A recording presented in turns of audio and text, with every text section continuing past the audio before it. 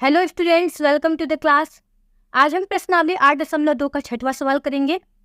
चलिए देखते हैं सवाल क्या कह रहा है।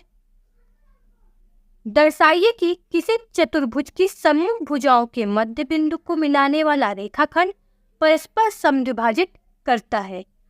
कहने का मतलब ये है कि अगर कोई चतुर्भुज है और उस चतुर्भुज की समूह भुजाओं के मध्य बिंदु को हम मिलाएं तो उससे जो रेखाखंड कटेगा, एक दूसरे को जहां प्रतिच्छेदित करेगा, वो दोनों रेखाखंड एक दूसरे को समद्विभाजित करेंगे, यानी बराबर भागों में ही बांटेंगी। तो चलिए सबसे पहले हम चित्र बना लेते हैं। हम एक चतुर्भुज बना लेते हैं। चतुर्भुज किसी भी तरीके का हो सकता है देखने में। चलिए हमने एक चतुर्भुज बनाया। अब इस चतुर्भुज के नाम को रख देते हैं। ये हो गया ए, बी, सी और डी। अब हमें क्या करना है, समूह भुजाओं के मध्य बिंदु। तो ए बी का समूह भुजा सी डी है, तो ए बी का मध्य बिंदु हम लेंगे ई, बी सी का मध्य बिंदु लेंगे हम एफ, सी डी का मध्य बिंदु लेंगे जी और डी ए का मध्य बिंदु लेंगे एच। हमने समूह भुजाओं के मध्य बिंदु के नाम ले लिए हैं। अब क्या है, मध्य बिंदुओं को मिलाने वाले, यानी हमने ई को जी से मिलाया और एफ को एच से मिलाया, तो ये कहीं जाकर ओ पर प्रतिच्छेदित हो रहा है। अब हमें दिखाना क्या है कि ये परस्पर समद्विभाजित करती है, यानी एच और ओ एफ बराबर होंगे और ओ जी और ओ ई ये बराबर होगा।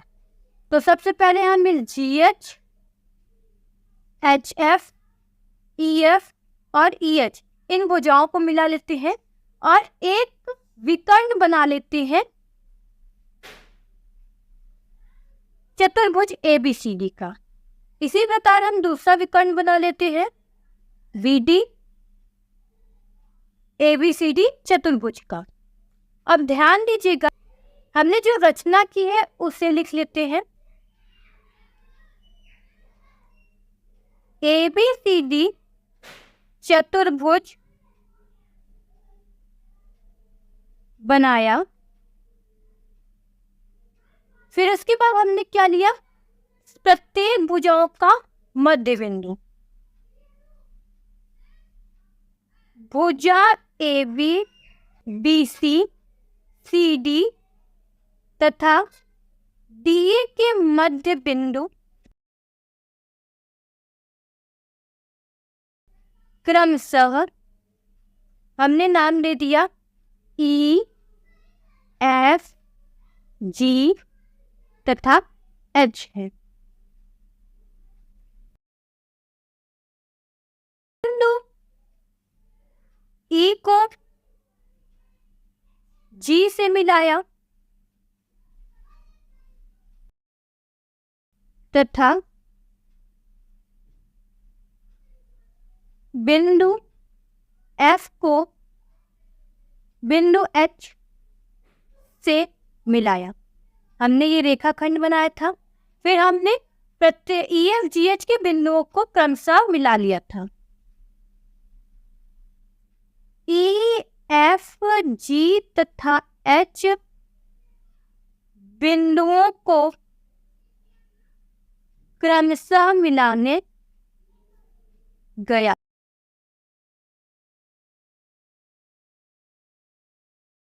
तो हम क्या लेंगे, सबसे पहले एक त्रिभुज ले लेंगे। हम त्रिभुज ABC लिखते हैं।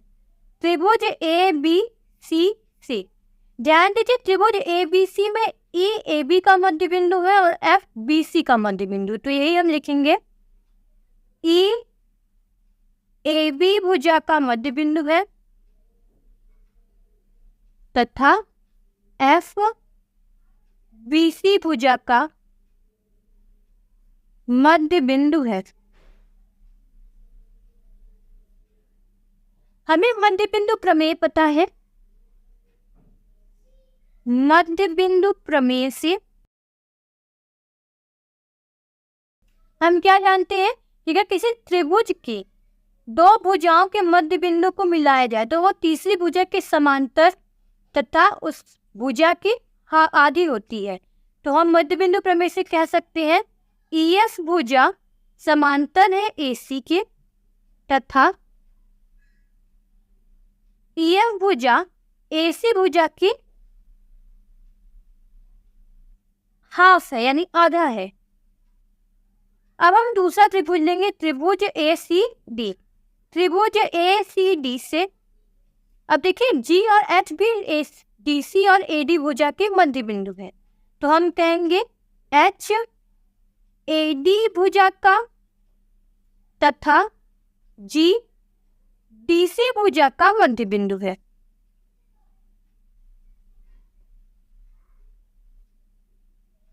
तो मध्य बिंदु प्रमेय से फिर से हम यही बात कहेंगे,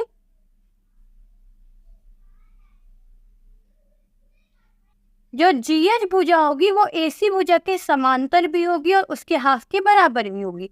तो GH समांतर AC तथा GH is equal to half of AC।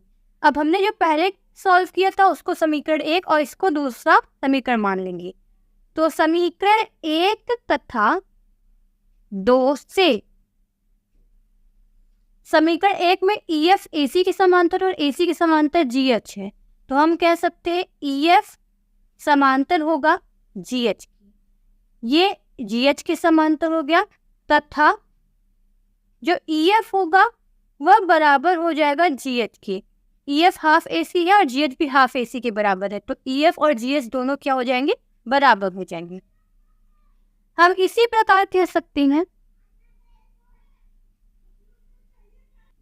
अगर हम BD विकर्ण लेते हैं तो एक त्रिभुज ABD बनेगा और दूसरा त्रिभुज BDC बनेगा। तो इसी प्रकार हम मध्यमान प्रमेय से कह सकते हैं EH जो होगा वह समांतर होगा BD के और BD समांतर होगा GF के, तो EH तथा GF एक दूसरे के समांतर हो जाएंगे।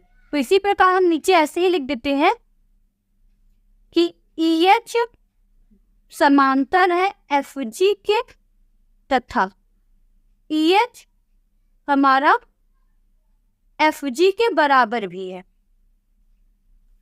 अब हमने ये समीकरण 3 और समीकरण 4 लिया। समीकरण 3 तथा 4 से हम कह सकते हैं चूंकि सम्मुख भुजाएं समांतर तथा बराबर है,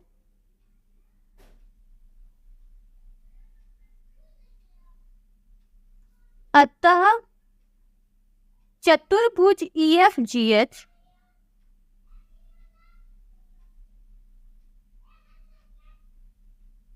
समांतर चतुर्भुज होगा।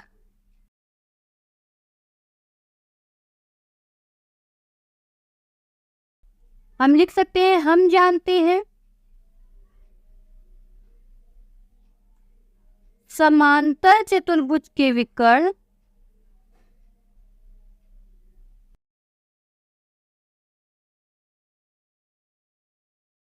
परस्पर समद्विभाजित करती हैं।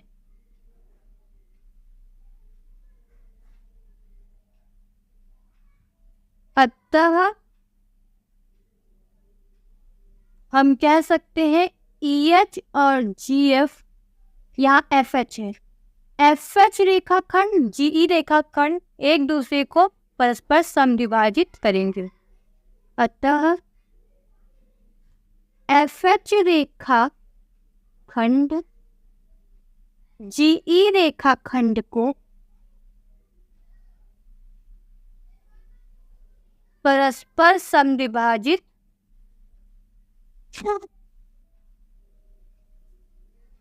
करता है। हमें यही सिद्ध करना था।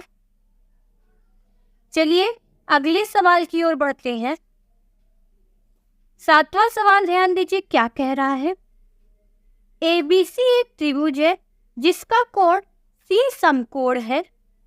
कर्ण AB के मध्य बिंदु M से होकर BC के समांतर खींची गई रेखा AC को D पर प्रतिच्छेदित करती है। तो पहले हम चित्र बना लेते। चलिए चित्र देखते हैं। कह रहा है ABC एक त्रिभुज है जिसका कोण C समकोण है, तो हम एक समकोण त्रिभुज बना लेते हैं।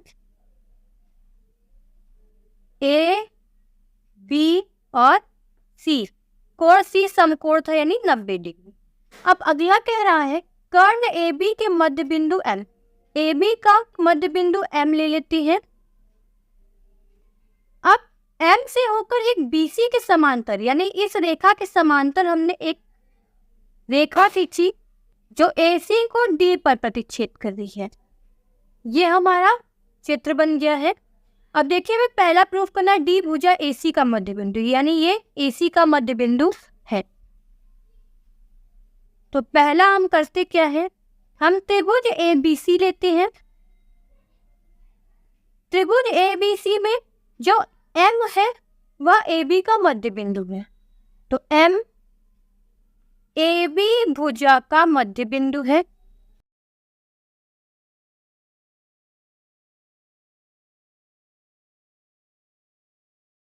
और जो हमारी MD रेखा है वो BC के समांतर है और MD समांतर है BC की। अब हम जानते हैं मध्यमान प्रमेय से कि कोई एक भुजा दूसरी भुजा के समांतर हो और उसकी एक भुजा का मध्य बिंदु हो तो ये तीसरी भुजा भी हमारी क्या होगी, मध्य बिंदु ही होगी। तो हम कह सकते हैं मध्य बिंदु प्रमेय से, मध्य बिंदु प्रमेय से डी AC का मध्य बिंदु है। दूसरा ध्यान दीजिए क्या कह रहा है, MD AC पर लंब है, MD AC पर लंब। तो हम ध्यान देते हैं कि एक चतुर्भुज है MBDC, क्योंकि MBCD एक चतुर्भुज है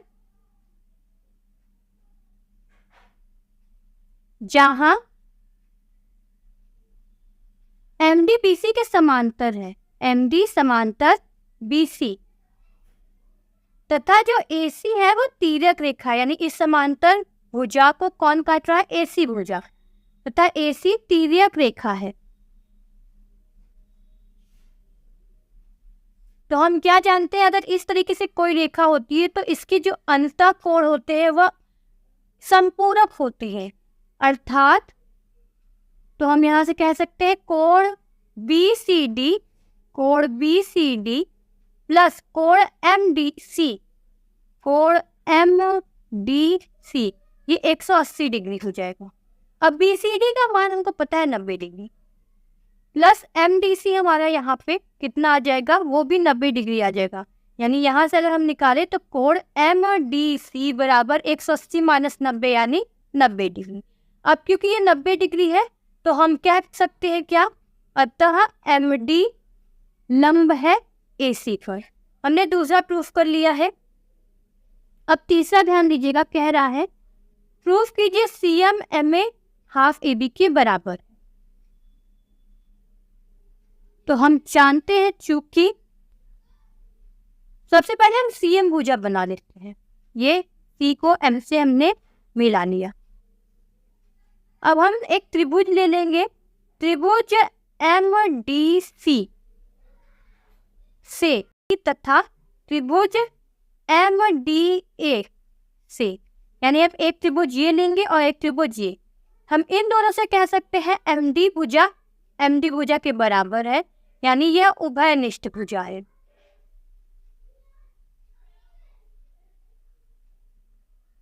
अगला DC बराबर DA होगा,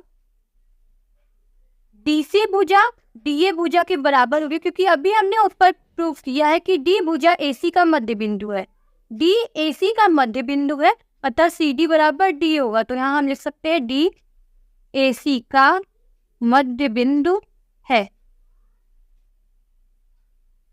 अब हम ध्यान दीजिए ये कोण D और ये कोण D दोनों 90 डिग्री हैं, क्योंकि MD लंब है AC पर, तो हम कह सकते हैं कोण MDC बराबर कोण MDA बराबर 90 डिग्री।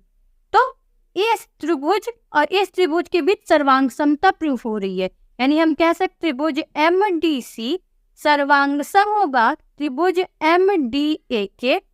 नियम लगेगा हमारा, देखिए दो हमने भुजाएं और एक कोण बराबर किया है, तो नियम लगेगा SAS नियम से, भुजा कोण भुजा से। तो हम कह सकते हैं जो CM होगा वो AM के बराबर होगा। तो MC बराबर MA भुजा के बराबर। अब हमें हाफ AB प्रूफ करना है, तो चूंकि M AB का मध्य बिंदु है,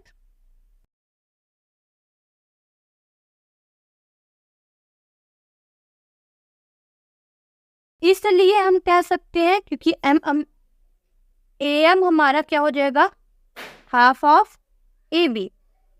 M AB का मध्य बिंदु है, इसलिए AM हमारा हाफ ऑफ AB हो जाएगा। अब हमने ऊपर प्रूफ किया AM जो है वो MC के बराबर है, तो हम कह सकते हैं CM बराबर MA बराबर हाफ ऑफ AB। ये हमारा तीसरा प्रूफ हो गया। चलिए 8.2 का प्रश्नावली यही समाप्त होता है। मिलते हैं अगले क्लास में। अगर वीडियो पसंद आई हो तो लाइक कीजिएगा, शेयर कीजिएगा और चैनल को सब्सक्राइब जरूर कीजिएगा। अगर कोई डाउट रहा हो तो कमेंट कर सकते हैं।